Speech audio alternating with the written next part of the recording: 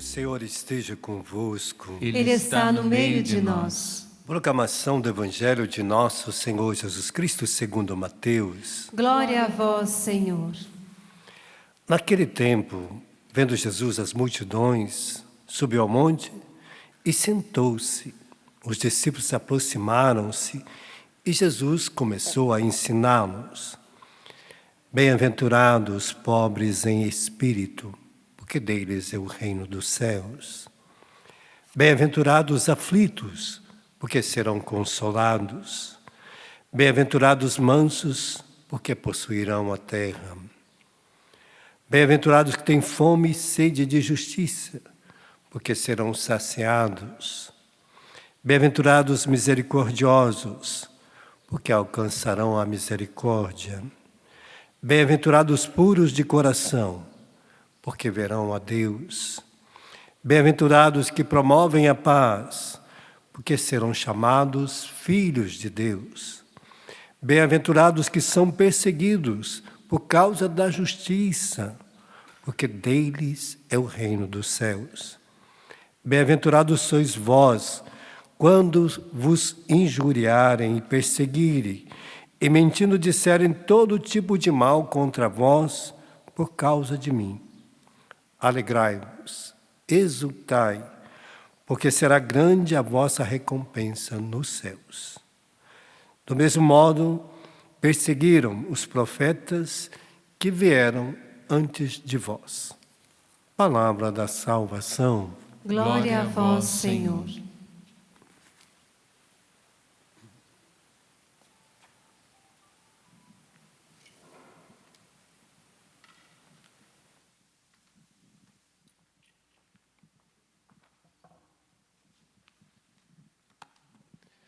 Hoje Jesus nos dá a graça para que nós aprendamos a sermos bem-aventurados. Toda pessoa que quando a igreja decreta vai trabalhar processo de sua santidade, a primeira coisa que ele recebe como honra é o título de bem-aventurado, bem-aventurada, né? Que é o princípio de toda a nossa caminhada e exercício em Deus. Cada dia nós temos que aprendermos a sermos bem-aventurados. Então, quando a gente vai no Morro da Bem-aventurança, lá em Israel, lá na Galileia, a gente senta para ouvir esta proclamação e ali a gente faz um pequeno exercício, né?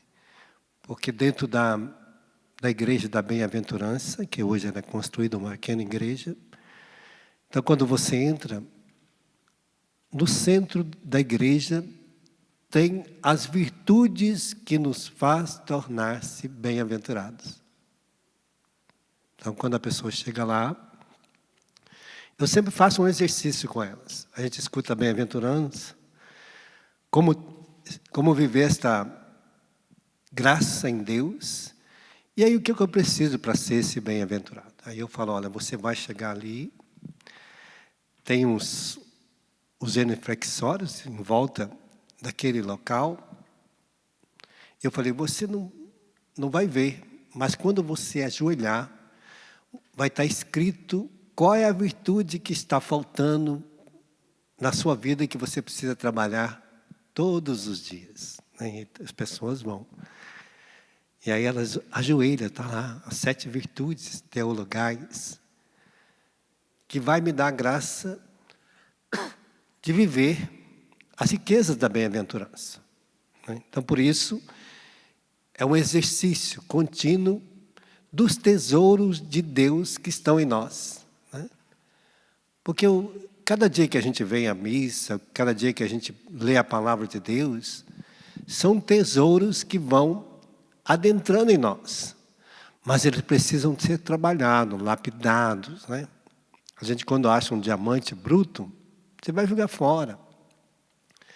Eu me lembro de um senhor que ele estava passando E achou uma pedra muito bonita. E ele colocou lá no escritório dele para ficar em cima dos papéis, assim.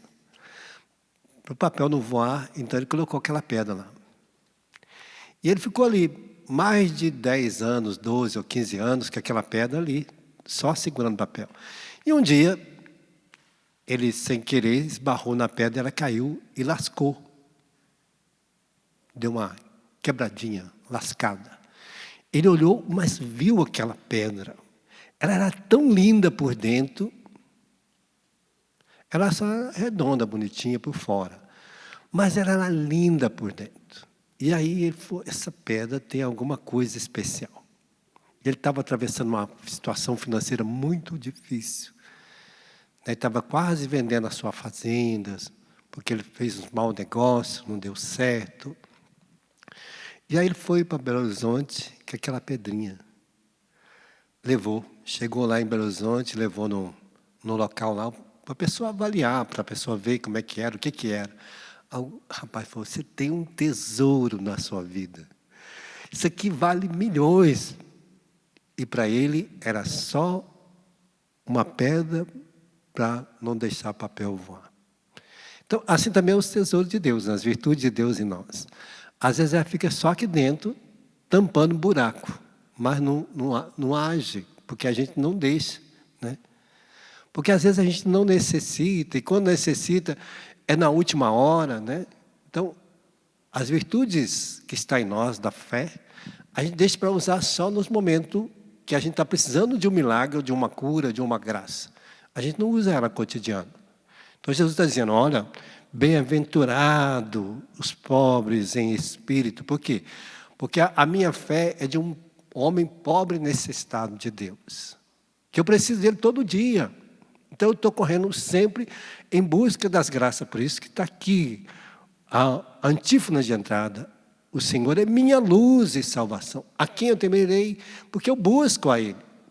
Então, eu vou buscá-lo. Então, aí a bem-aventurança começa a acontecer na minha vida. Porque eu me torno pobre em Deus. Quando eu não preciso de Deus, é porque eu tenho bens necessários que não está fazendo falta Deus na minha vida. Eu tenho carro, tenho um emprego, tenho salário, tenho dinheiro. Aí a pessoa, às vezes, tem o seu namorado ou namorada, é casado, tem filhos, já tem uma vida estabilizada, já tem lá os seus bens, já pode passear final de semana, vai para a praia quando pode, que agora não pode, né? Mas vai lá para fazer as suas festas. Então, ele não está necessitando de Deus, ele tem tudo. Aí, de vez em quando, ele lembra que, quando dá uma dor de dente, quando dá um problema, aí lembra de Deus. Então, o bem-aventurado não. Ele, mesmo tendo todas essas coisas, ele se faz pobre. Diante de todas essas riquezas. Para ele, isso não é mais importante. Então, por isso, essa graça. Aí, a fé que vai dar. Depois, a esperança. Porque eu sou rico, mas eu posso ter uma dor de barriga, posso ter uma doença, posso ter uma enfermidade, posso vir a morrer. Para onde eu vou? A minha esperança é o céu. Então, por isso, vai dizer desta pessoa, bem-aventurados os aflitos, porque eu tenho as minhas aflições. E se eu morrer em pecado, o que eu vou fazer? Então, tem a minha aflição de estar na presença de Deus, né? Então, por isso eu vou me tornando, está vendo? Ó? Eu vou vigiando a minha vida, não posso estar longe. Se acontecer alguma coisa, para onde eu vou? Então, a pessoa tem em si esta riqueza. A caridade. Como é lindo. Bem-aventurado dos mansos. Por quê? Porque eu sou manso, eu quero fazer com que os outros também sintam a presença de Deus através de mim. Sinto a alegria de estar do meu lado, sinto a alegria de participar da minha vida, de estar comigo, estar na minha casa, né? É tão bom quando você tem uma casa que as pessoas gostam de visitar, né? Gostam de ir. Eu sempre conto que tinha uma senhora que eu ficava admirado, né? A casa dela era uma casa assim, simples. As pessoas gostavam, que assim, ela era uma casa muito simples, mas que as pessoas passavam muito ali para ir para a cidade ou ir para a roça. Então, era uma casa que as pessoas paravam para pedir um copo d'água, e depois as pessoas conheciam aquela mulher. Então aquela mulher, ela colocava ali, mesmo pobre, muito simples, ela colocava café, água, colocava às vezes um bolo, colocava um pedaço de pão, um biscoito. As pessoas passavam e paravam ali para comer, para beber água, para tomar café, só por causa desta mansidão no amor de Deus, né? De ser mansa com as pessoas, de querer todo mundo ali parando, né? E as pessoas eram muito assim. E ele vai mostrando essa riqueza, né? A caridade, que não acaba, não é dar as coisas para os outros, mas é sentir o prazer de alegrar o coração do outro. A verdadeira caridade, Santa Teresinha me dizia, onde eu estava lá em Lisieux, aí escutei uma voz interior de Santa Teresinha me dizendo: a verdadeira caridade é dar alegria aos outros, alegrar o coração dos outros. Essa é a verdadeira. Porque essa ninguém rouba, né? As outras coisas, roupa, bens, comida, perde, mas a alegria ninguém pode tirar. É sua, Deus te dá. Então, e vai dizer desta maravilha, né, da caridade, porque a pessoa tem sede, fome de justiça, né? Por quê? Porque ele quer ser justo com todos, tem vontade de cada dia mais ser uma pessoa prestativa, serviçal. Então, é assim, tem fome de ajudar os outros, né? De ser para os outros, de saber fazer as coisas para os outros. Então, a grandeza, né, de Deus em nós é o que Deus nos oferece, nos pede, para que a gente possa ser um bem-aventurado. Aí depois vem a justiça, que vai falar da prudência, né? Uma pessoa que está em Deus é um homem que age, né? Bem-aventurados os puros de coração. Por quê? Porque ele age nesta situação. Ele é prudente, ele sabe o que ele pode fazer, o que ele não pode. O que é de Deus e o que não é de Deus. Puro de coração separa bem de longe o joio do trigo. Ele sabe separar o joio do trigo, né? Os puros de coração. Sabe onde que pode ir, aonde que não pode. O que pode falar e o que não pode. Sabe como repreender, sabe como exercer a justiça diante dele. Então ele sabe o que deve dizer às pessoas, porque é puro de coração, né? Por isso está a grandeza de cada um, né? Nesta riqueza de Deus, né? Então por isso vai mostrar fortaleza, né? Que é uma outra virtude. A pessoa que ela é forte em Deus, ela é capaz, bem-aventurados que são perseguidos por causa da justiça. Ele é capaz de resistir às perseguições. Alguém que fala mal, que reclama, que xinga, ele está lá, tranquilo. Porque ele sabe aonde ele colocou a minha fé. Né? Vai dizer São Paulo, na carta de Timóteo, 1:12. Olha, você aonde está a minha fé? Se aonde está a minha segurança? O Salmo 26 de hoje. Né? Quem poderá, que poderei temer? Perante a quem temerei?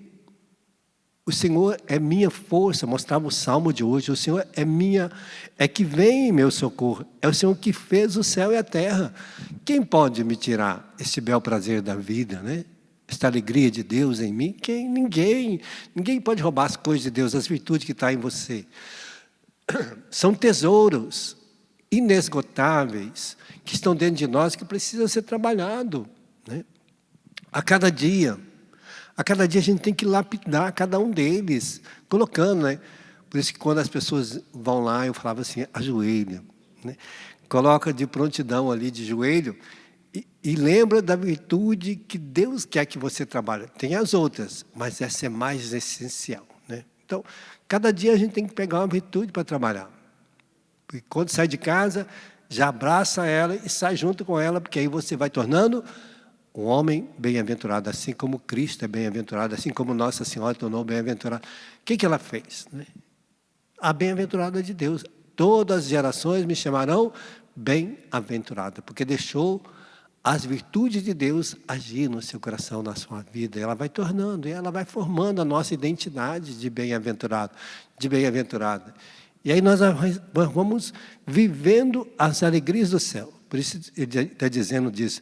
Se vos injuriarem, vos perseguirem, mentindo, disserem todo mal contra você por causa do reino de Deus, alegrai, porque será grande a vossa recompensa no céu.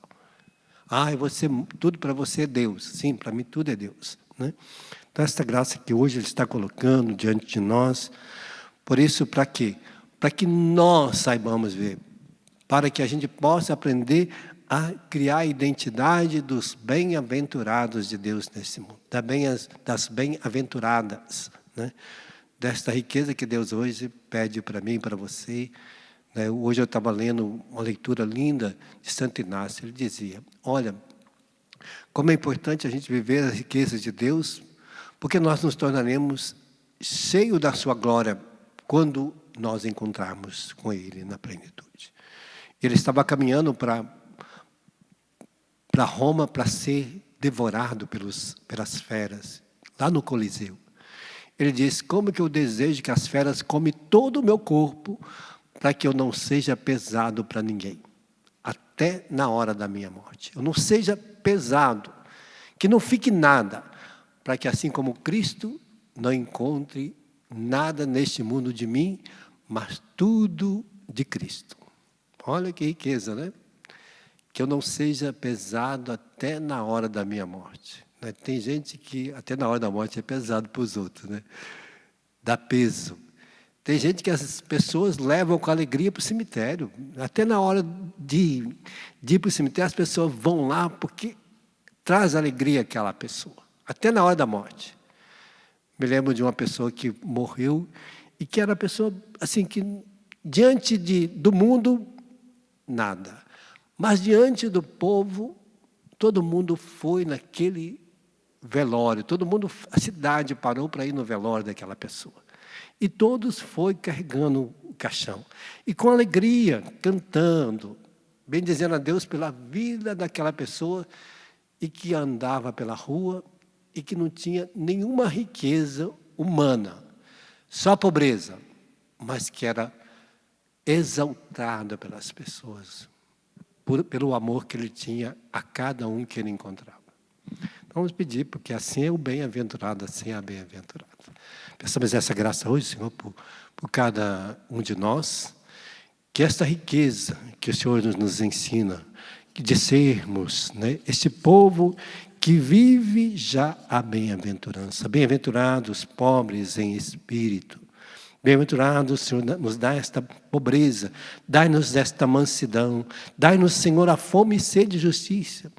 Enche o nosso coração da sua misericórdia. Dai-nos a pureza, Senhor, para que assim a gente promova a paz a cada lugar. Que nós sejamos promotores de paz. Dai-nos, enche esta paz, Senhor. Dai-nos a graça de sabermos viver a justiça do seu amor a cada dia e a cada lugar. Vamos preparar o nosso ofertório, colocando nas mãos de Deus a nossa vida e já bem dizendo a Ele, porque assim nós queremos viver como bem-aventurados.